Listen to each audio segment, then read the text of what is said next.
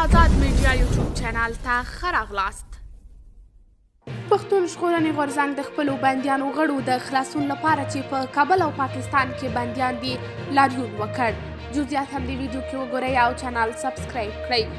پښتون ژغورنې غورځنګ زرګونو غړو پرون ورځ د بلوچستان مرکز کوټي ښار د خپلو بندیانو ملګرو د خلاصون لپاره یو لاریون ترسره کړ. د لاریون په پای کې د کوټې د رسنیو مرکز مخې ته څو ساعته پرلط وکړ. دغه لاریونوالو یو ځل بیا د پاکستان حکومت څخه وغوښتل چې د دوی بندیان ملګري لکه اویس ابدال، علي وزیر، حنیف پښتون، فهیم وزیر، عظیم عظیمي او قاضي طاهر د ژر تر ژره د خلاصون غوښتنې وکړي.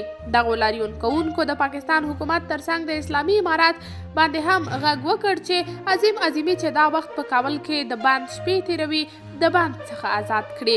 عظیم عظیمي هغه مدني فعال و چې د پاکستان د ملي امنیت مشاور معید یوسف د راتګ په ضد یې غوښتل چې د کابل هوایي میدان مخې ته لاریون چمتو کړي چې د افغانستان اسلامي امارت د سرتیرو لخوا ونیول شو او تر دې دمه په بند کې شپې سبا کوي.